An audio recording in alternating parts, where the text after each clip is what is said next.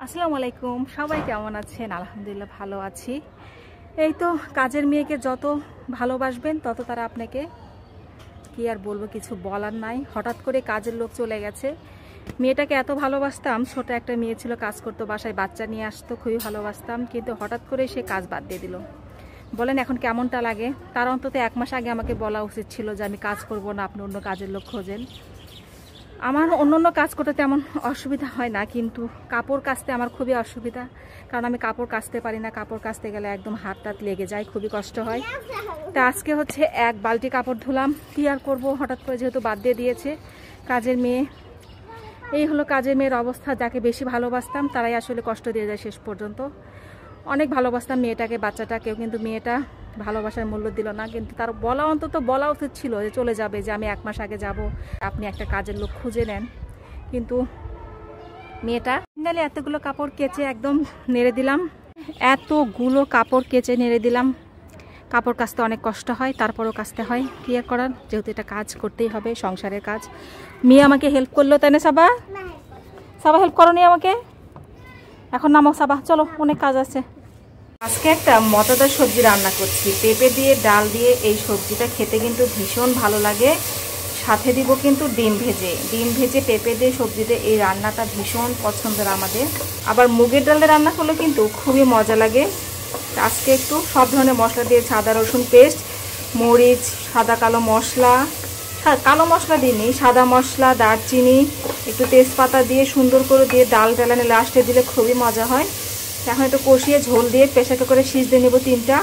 পেঁপে ডিম ডাল রান্নাটা রেডি করছি। এখন একদম ঝোল দিয়ে দিয়েছি, মানে পানি দিয়ে দিয়েছি। এখন এটা ঢাকনা দিয়ে ঢেকে দিয়ে সিজ দেব 3টা।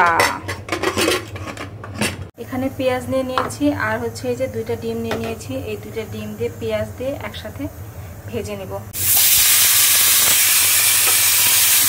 এই যে পেঁপে একদম সেদ্ধ হয়ে গেছে। 5টা সিজ দিয়ে নিয়েছি, 3টা দিইনি, কারণ ডাল আছে তো, এই জন্য একটু পেঁপে দিয়ে ডাল দিয়ে, যেহেতু ডাল আছে, এটা এখন হয়ে গেছে। এখন আমি এখানে বাগার দিব আর ডিম ভেজে নেব। তো প্রথমে আমি হচ্ছে এই যে ডিমটা সুন্দর করে শুধু পেঁয়াজ দিয়ে মেখে নিয়েছি। এখন আমি এই যে ডিমটা একটু মোটা করে 2টা ডিম নিয়েছি, ভেজে নেব পেঁয়াজ দিয়ে।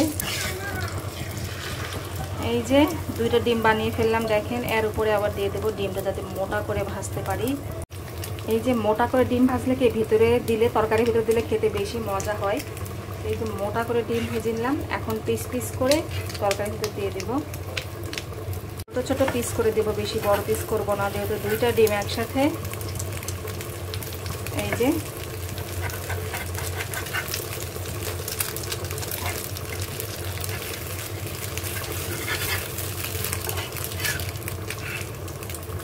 এখন এটা ডালের ভিতর দিয়ে দিলাম। পেঁপে ডিম ডাল খেতে কিন্তু ভীষণ মজা লাগে। এই যে এটা একটা মজাদার তরকারি রেডি হয়ে যাচ্ছে।